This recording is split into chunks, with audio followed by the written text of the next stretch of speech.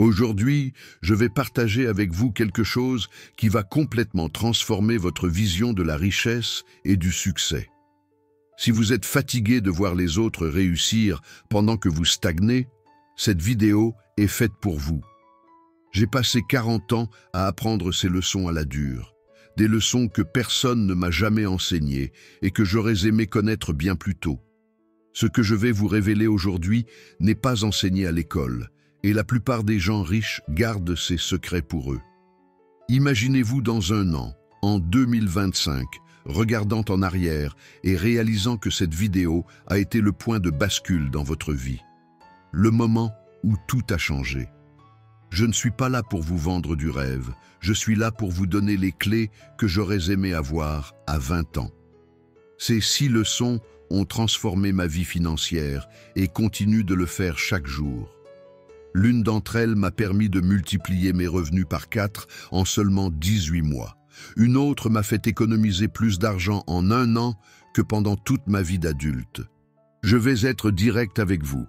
Si vous cherchez des solutions miracles ou des raccourcis, cette vidéo n'est pas pour vous.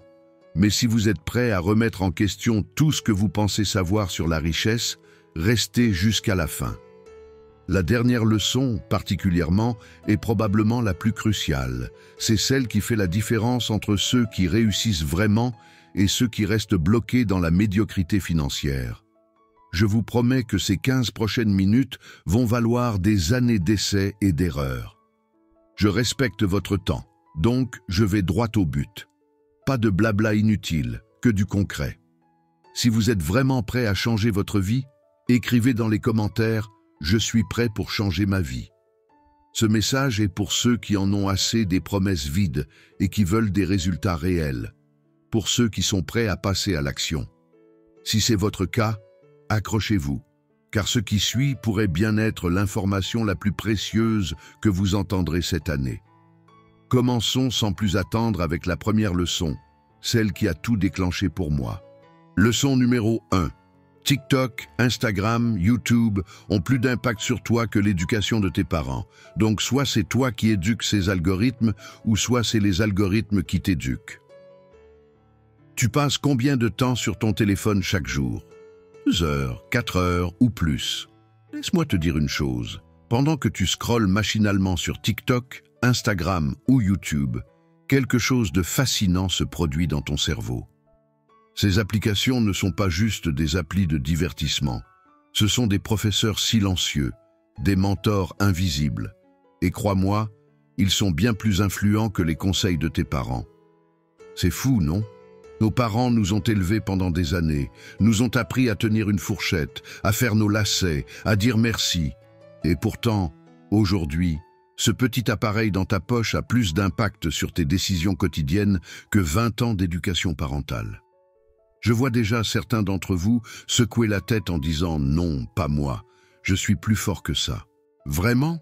Alors dis-moi, combien de fois as-tu acheté quelque chose parce que tu l'as vu sur TikTok? Combien de fois as-tu changé d'avis sur un sujet après avoir regardé une vidéo YouTube? Mais voici le plus important, et c'est là que tout change.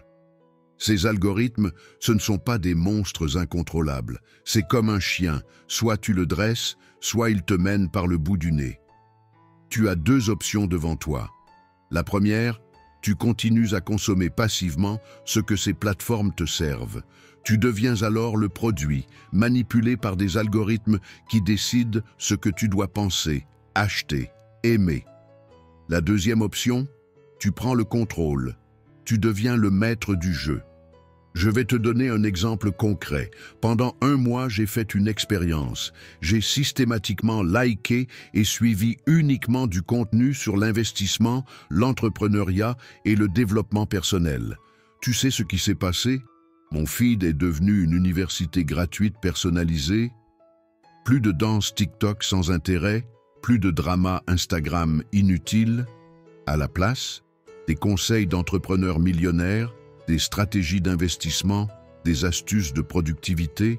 Et tu sais quoi? En 3 mois, ma façon de penser a complètement changé. Mes conversations sont devenues plus riches, mes décisions plus réfléchies, mes objectifs plus ambitieux. Alors voilà le défi que je te lance. Pendant les 30 prochains jours, deviens le programmeur de ton algorithme. Nettoie ton feed. Suis des gens qui t'inspirent. Engage-toi avec du contenu qui t'élève. Car rappelle-toi, dans le monde d'aujourd'hui, ce n'est plus ce que tes parents t'ont appris qui détermine ton futur. C'est ce que tu choisis de consommer numériquement, jour après jour. Leçon numéro 2. Ne dites jamais aux gens combien tu gagnes réellement et d'où provient exactement ce que tu gagnes, les sources réelles de ton argent. Tu sais, peu importe ce que tu vas faire, les gens vont te juger. Si tu gagnes peu, on te rabaisse. Si tu gagnes beaucoup, on te jalouse. On juge tout sur toi. C'est la nature humaine. Garde ce que tu gagnes pour toi. Le monde est méchant. Tu ne sauras jamais ce que les gens pensent de toi derrière ton dos. Leçon numéro 2. Et crois-moi, celle-ci pourrait te sauver de nombreux maux de tête. Tu sais ce qui est fascinant avec l'argent? Ce n'est pas tant ce qu'il peut acheter, mais plutôt ce qu'il révèle sur la nature humaine. Laisse-moi te raconter une histoire qui m'est arrivée. Au début de ma carrière, j'étais tellement fier de mes premiers succès que je partageais tout. Mes revenus, mes projets, mes sources de revenus. Grosse erreur. C'est comme si j'avais mis une cible géante sur mon dos avec écrit dessus « Venez tous, j'ai de l'argent ». Écoute bien ça. Quand tu gagnes peu, les gens te regardent de haut. « Ah, tu n'as que ça. Moi, à ton âge. » Et quand tu gagnes bien, c'est encore pire. Soudain, tu deviens chanceux, privilégié, ou mon préféré, tu dois avoir des combines. Tu vois, l'argent c'est comme un miroir grossissant. Il ne change pas les gens, il révèle qui ils sont vraiment. C'est un peu comme les réseaux sociaux. Tout le monde veut savoir combien tu gagnes, mais personne ne veut savoir combien d'heures tu as travaillé pour y arriver. Mais voici la vérité que personne ne te dit. Ton argent, tes revenus, tes sources de richesse, c'est comme ton code PIN. C'est personnel, très personnel. Tu sais ce qui arrive quand tu parles de ton argent? 3 types de personnes émergent. Les profiteurs qui veulent soudainement devenir tes meilleurs amis. Les envieux qui minimisent ton succès. Et les conseillers non sollicités qui savent mieux que toi comment gérer ton argent. Leçon numéro 3. C'est impossible de changer une personne qui ne veut pas changer. Dans ce cas-là, si tu veux vraiment la changer, remplace-la. Cette leçon, celle-là, elle va peut-être te faire mal. Mais parfois, la vérité doit être dite, même si elle n'est pas agréable à entendre. Tu sais, pendant des années, j'ai été cette personne, celle qui essayait désespérément de changer les autres, les amis qui se plaignaient sans agir, le partenaire commercial qui refusait d'évoluer, le membre de la famille constamment négatif. C'est comme si je tentais de pousser une voiture avec le frein à main tirée. Épuisant, frustrant et totalement inutile. J'ai même essayé toutes les techniques. La motivation, la négociation, les PowerPoint inspirants. J'aurais pu écrire un livre, 1001 façons d'échouer à changer quelqu'un qui ne veut pas changer. Mais voilà la vérité brutale. Tu ne peux pas forcer une fleur à s'épanouir. Tu peux l'arroser, lui donner du soleil, lui parler même si tu es ce genre de personne. Mais si elle n'est pas prête à s'ouvrir, rien n'y fera. Et c'est là que vient la partie difficile. Parfois, la seule solution est le remplacement. Je sais, ça sonne dur. Mais écoute-moi bien, imaginons que tu as un ami. Il se plaint constamment de son travail, mais refuse toutes les opportunités. Tu lui envoies des offres d'emploi, il trouve des excuses. Tu lui proposes des formations, pas le temps. Tu lui présentes ton réseau, ça ne marchera pas. À un moment donné, tu dois prendre une décision difficile. Continuer à t'épuiser pour quelqu'un qui refuse d'avancer ou investir cette énergie dans des relations qui t'élèvent. C'est comme dans ton smartphone. Quand une application ne fonctionne plus, tu la mets à jour. Si elle plante toujours, tu la remplaces. Simple, efficace. Je ne dis pas d'abandonner les gens au premier obstacle. Non. Mais après avoir tout essayé, après avoir donné toutes les chances, il faut savoir reconnaître quand c'est peine perdue. J'ai dû le faire. Remplacer un associé qui refusait d'évoluer. Prendre mes distances avec des amis toxiques, même réorganiser mon équipe. C'était dur, très dur, mais nécessaire. Et tu sais quoi? Chaque fois que j'ai fait ce choix difficile, de nouvelles portes se sont ouvertes. De nouvelles personnes sont apparues dans ma vie, des gens alignés avec ma vision, prêts à grandir, à évoluer. Alors retiens ceci, ton énergie est précieuse, ton temps est limité. Ne les gaspille pas à essayer de changer ceux qui ne veulent pas changer. Concentre-toi sur ceux qui veulent avancer avec toi. Et si je te disais que cette leçon n'est qu'une pièce du puzzle? Dans la prochaine leçon, je vais te révéler quelque chose qui va complètement changer ta façon de voir les relations professionnelles. Parfois, le vrai changement commence quand on accepte que certaines personnes ne changeront jamais. Et c'est OK. Leçon numéro 4. Le salaire est une drogue qui te fait oublier tes rêves. La plupart de tes collègues ne sont pas tes amis. Ils sont là, salut, ça va? Et en réalité, ils s'en foutent royalement de comment tu vas. Tu te souviens de tes rêves d'enfant? Ce que tu voulais vraiment devenir? Non, regarde-toi, assis dans ton bureau, à attendre le 28 du mois comme un dealer attend sa prochaine dose. Le salaire, c'est comme une belle cage dorée, confortable, prévisible, rassurante. Mais c'est toujours une cage. Tu arrives au bureau le matin. « Salut, ça va ?» lance Jessica de la comptabilité. « Super, et toi ?» Et en vrai, Jessica s'en fiche complètement si tu as passé le week-end aux urgences ou si tu as gagné au loto. Laisse-moi te raconter quelque chose. J'ai travaillé 15 ans en entreprise. 15 longues années à croire que mes collègues étaient ma deuxième famille. Quelle belle illusion. Tu sais ce qui s'est passé quand j'ai démissionné? Sur les 50 amis du bureau, devine combien m'ont recontacté après mon départ? 3 personnes. C'est comme cette machine à café au bureau. On se retrouve tous autour, on papote, on rigole, mais enlève la machine à café, et soudain, plus personne ne se parle. Le salaire mensuel, c'est comme un anesthésiant. Il endort doucement tes ambitions. Mois après mois, il te murmure « Reste là, c'est confortable ici. Pourquoi prendre des risques ?» Regarde Paul du service marketing. Il parle depuis 5 ans de lancer sa boîte.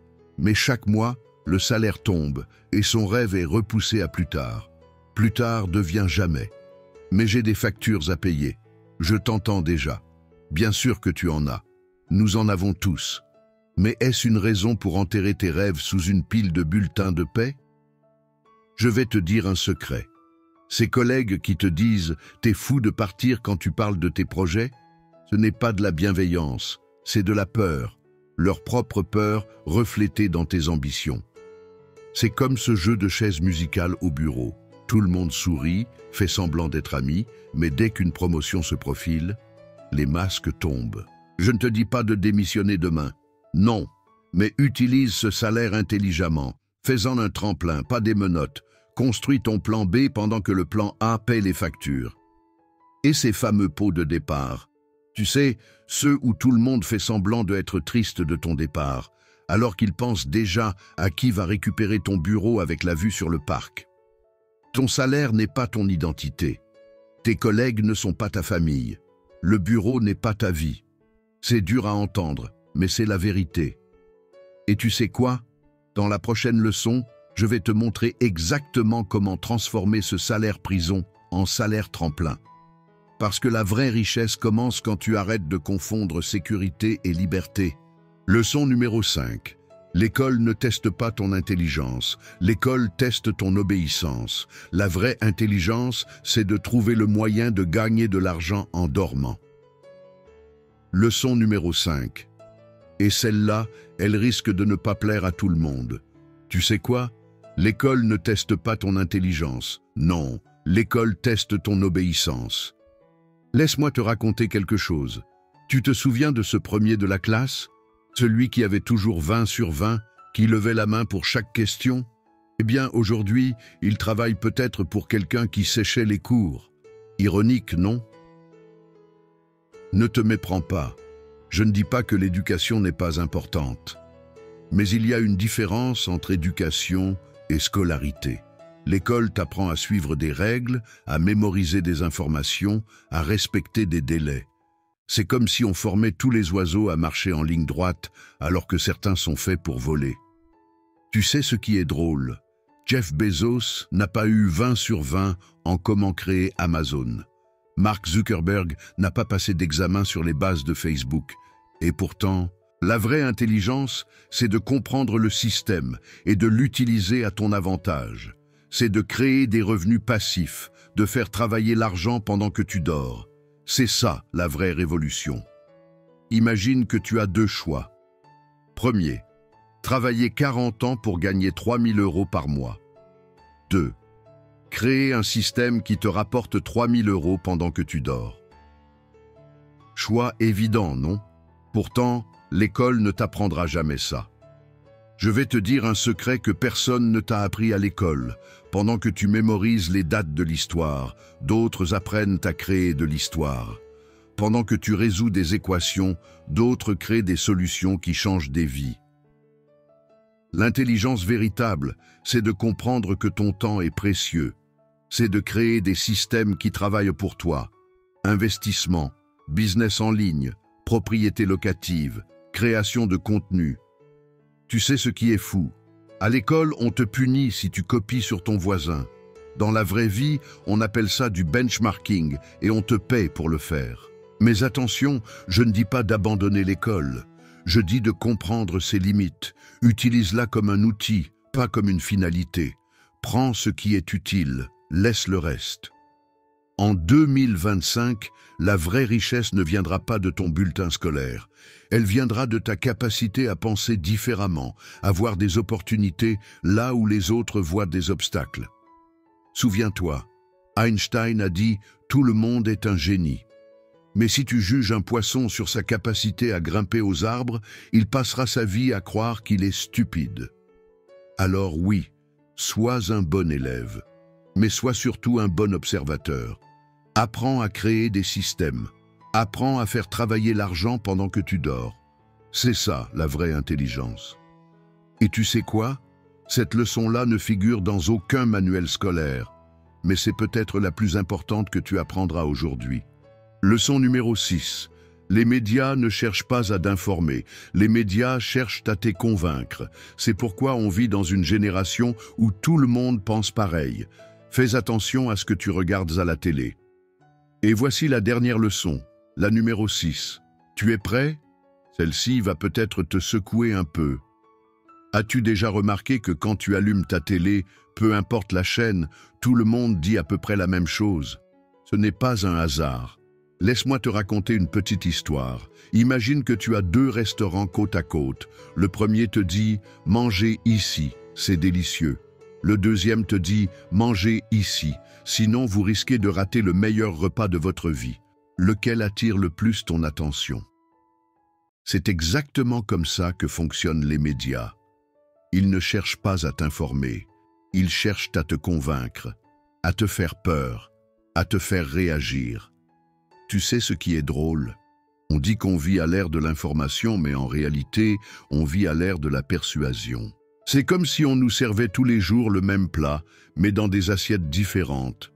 Regarde autour de toi, dans ton cercle d'amis, sur les réseaux sociaux. Combien de personnes ont exactement les mêmes opinions, les mêmes peurs, les mêmes rêves? C'est fascinant, non? Tu vois, en 2025, le vrai pouvoir n'est pas dans l'information, mais dans la capacité à penser par soi-même, à questionner, à douter. Je vais te dire un secret. Les médias fonctionnent comme des vendeurs. Ils ont un produit à vendre, leur vision du monde. Et comme tout bon vendeur, ils utilisent des techniques de persuasion. C'est un peu comme ces publicités pour les régimes miracles. Perdez 10 kilos en une semaine en mangeant des pizzas. Si c'était vrai, on serait tous mannequins, non? Mais attention, je ne te dis pas de devenir paranoïaque ou de rejeter toute information. Je te dis simplement d'être conscient, d'être vigilant. Voici quelques conseils pratiques. Diversifie tes sources d'informations. Questionne ce qui semble trop beau ou trop effrayant pour être vrai. Prends le temps de réfléchir avant de partager une information. Écoute ceux qui pensent différemment de toi. Tu sais ce que j'ai appris après 40 ans? Les gens les plus intéressants sont souvent ceux qui ne pensent pas comme tout le monde, ceux qui osent avoir leur propre opinion. En 2025, ta plus grande richesse sera ta capacité à penser par toi-même. à voir au-delà des gros titres, à comprendre que derrière chaque information, il y a une intention. Alors oui, regarde la télé si tu veux, mais regarde-la avec des yeux critiques, pose-toi des questions, cherche différents points de vue. Et surtout, souviens-toi, dans un monde où tout le monde pense pareil, quelqu'un ne pense pas. Ne sois pas ce quelqu'un. Ta différence, ta capacité à penser autrement, c'est ta force. C'est ce qui te permettra de voir des opportunités là où les autres ne voient que des obstacles. C'est ce qui te permettra de devenir riche, pas seulement en argent, mais en sagesse. Voilà, vous avez maintenant les 6 leçons qui ont transformé ma vie financière. Ce ne sont pas de simples conseils, ce sont des vérités que j'ai payées de 40 ans d'expérience. La balle est maintenant dans votre camp. N'oubliez pas de liker cette vidéo si elle vous a apporté de la valeur et partagez-la avec quelqu'un qui en a besoin. Abonnez-vous pour ne pas manquer mes prochaines vidéos sur la création de richesses. Et rappelez-vous, la différence entre ceux qui réussissent et les autres n'est pas le talent ou la chance, c'est la volonté d'agir pendant que les autres cherchent des excuses.